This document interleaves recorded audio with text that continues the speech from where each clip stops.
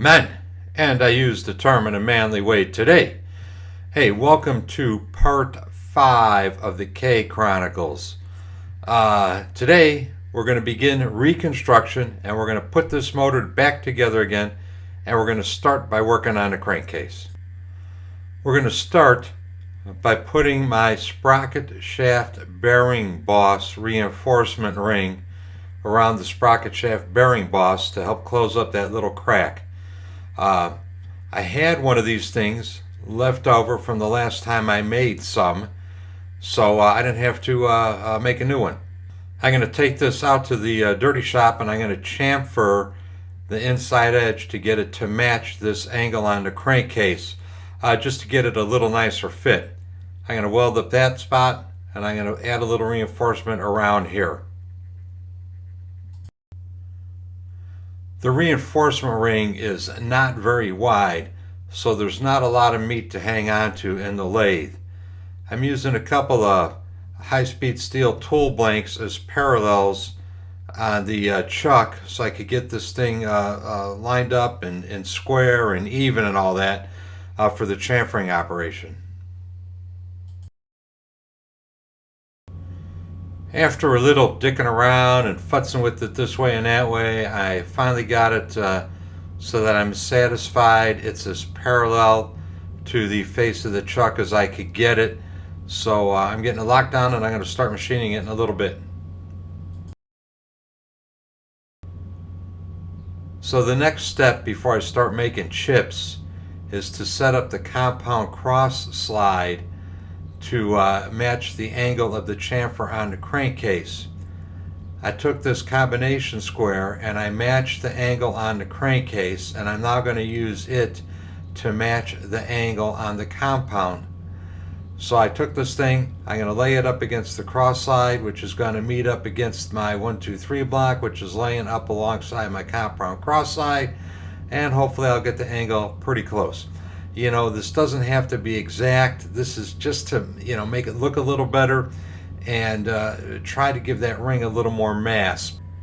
By chamfering it, the ring could seat a little more deeply on the crankcase, so it could be a little wider and have a little more strength. Look at this stick out on the jaws. Got to give it a little spin here, make sure I got some clearance, not hitting anything. And everything's locked down. Shouldn't take but a few passes, and we'll put that chamfer on there. That's all it needs, is a little bit.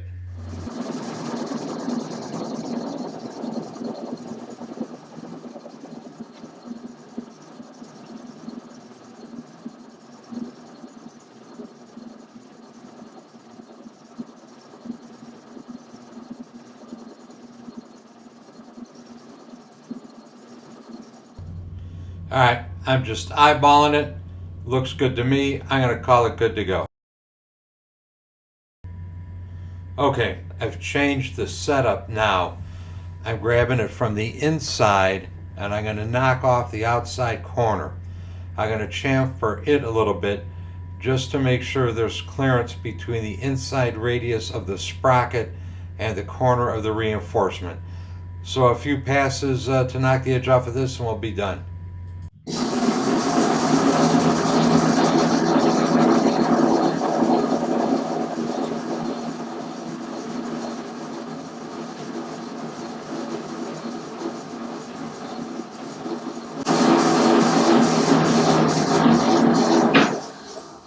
And that should do it.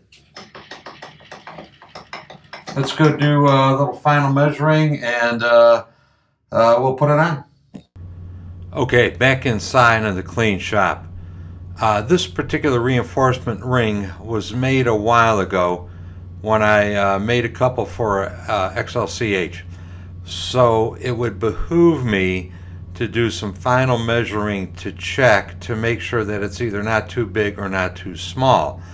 I don't want to heat it up and get it stuck halfway on, so the only way that it could be removed is by destroying it, nor do I want it to be too loose so that it's not effectively clamping everything together.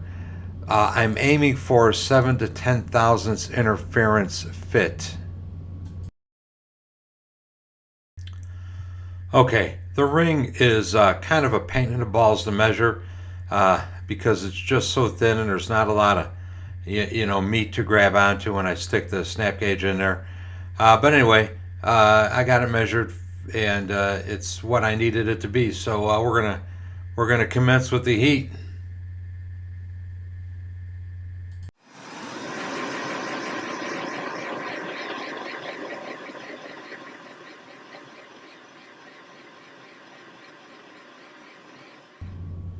Whoa, what's this?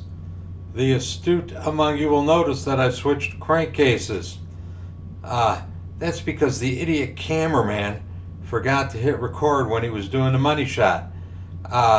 Anyway, this is from an earlier video I made, and the steel ring fit on the K crankcase just as easily as it did on this XLCH crankcase. So I was very pleased with the result. Not sure, but I might have double tapped the record button, so you might have missed the actual dropping on. But anyway, dropped on, fit good. Used an old piston, just happened to be the right size to get it down all the way. I'm calling that good. First step of crankcase repair, I'm calling good.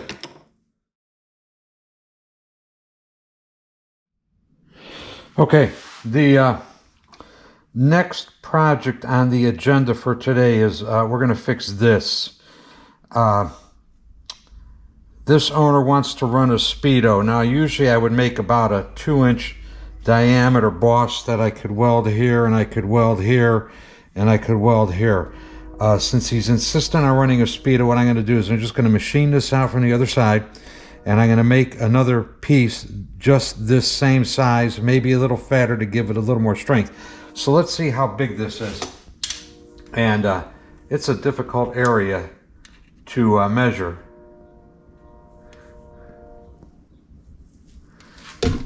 It's a difficult area to measure because it's the bottom of a big hole.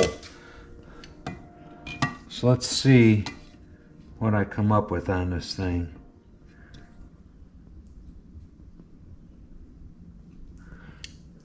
Okay, I come up with 1.3 inches. So here is the gear, the Speedo drive gear that fits over that. Let's see how big that is.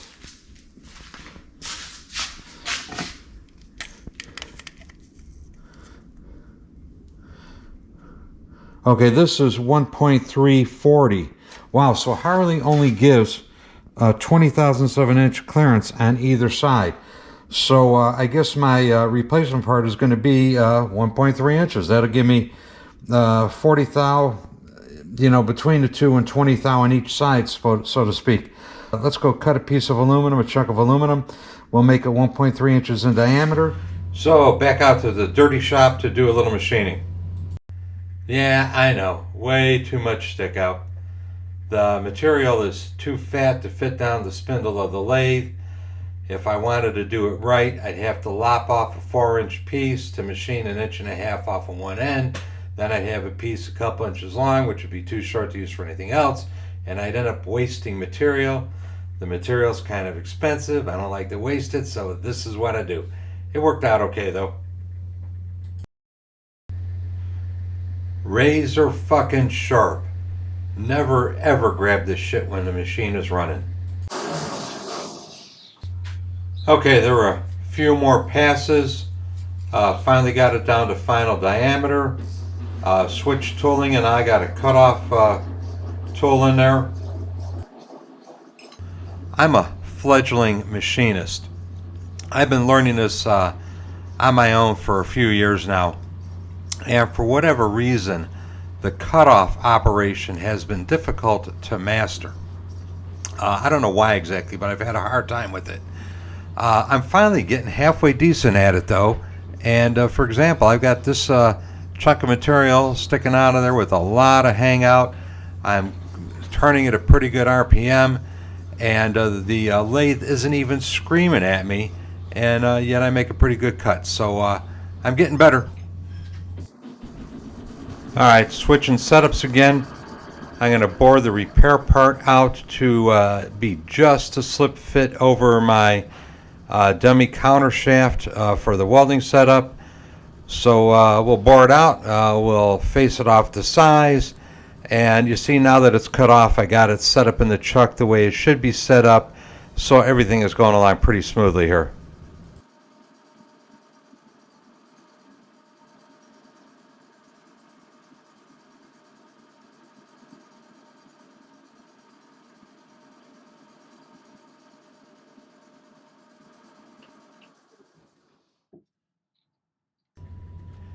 Alright, here we are. I'm switching it over to facing operation.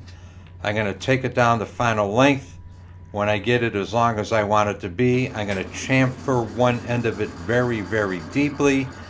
And that chamfer is going to be on the outboard end of this thing, and that's where my weld penetration is going to go, deep into the chamfer.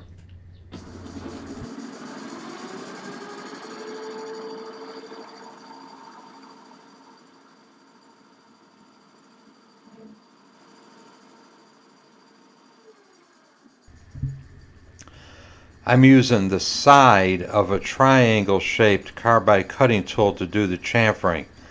So when you see the chips get real wide and kind of foil-like when they peel off, that's the chamfering operation going on.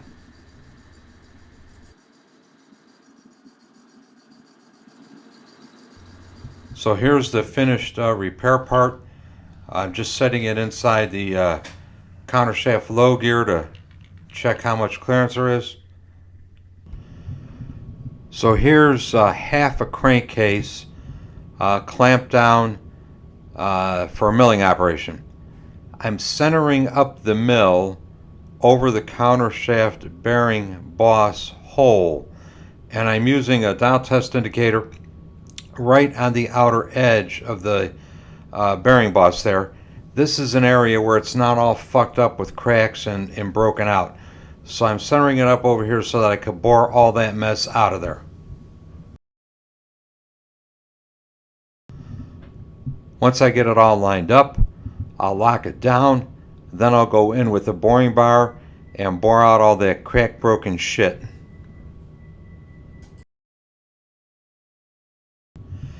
Just to FYI, I did a videos on this countershaft bearing boss crack repair, and I did videos on the sprocket shaft bearing boss crack repair too. I'll put links to those down on the bottom. They go into more detail than I'm going to go into here. There's really just no real reason to repeat this all with that degree of detail. Alright, I'm going in with the boring bar. I'm going to clean all the damage out of that area of the crankcase, and I'm going to bore a hole that's at least probably 20 thou bigger than the repair part that goes in there. When I put the repair part on the dummy shaft, I don't want the crankcase pushing on one side of it or the other, thus knocking it off of center. And I want to be able to get in there and get as deep a penetration as I possibly can with the weld.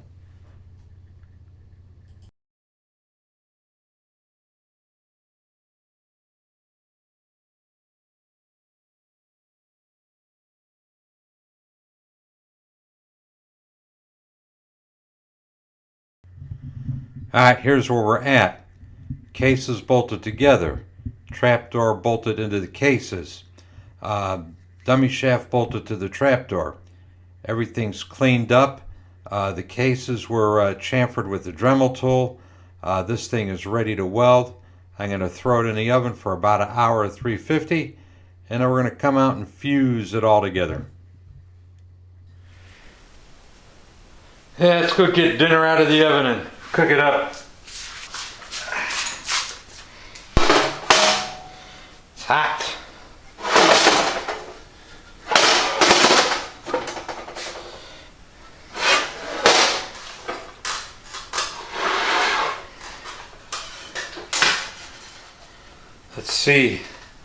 Let's see whether I'm any good today.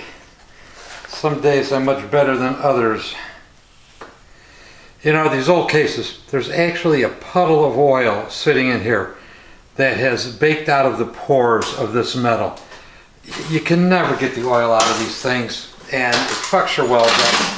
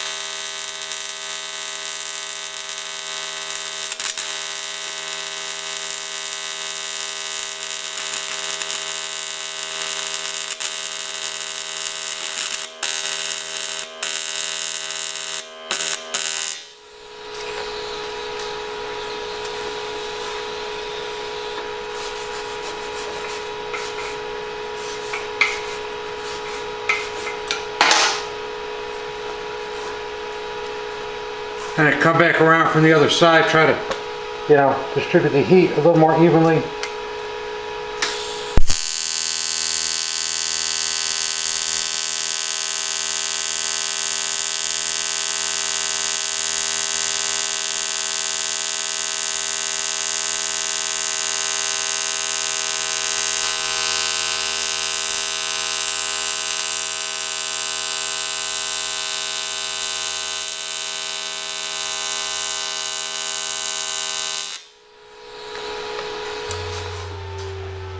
After I got done welding the countershaft bearing boss repair in, I went after a bunch of other little welds, little cracks on there.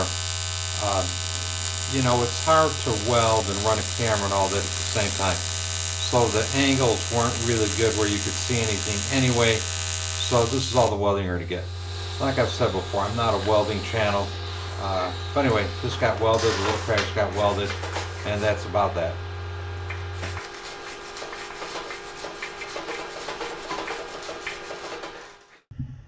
Alright, so here we are back out in the dirty shop. Everything is cooled off. Cases are all bolted together. Trapdoor bolted into the cases. Dummy shaft bolted into the trapdoor. And I am once again centering the countershaft bearing boss bore under the mill so that I can mill it out to final size.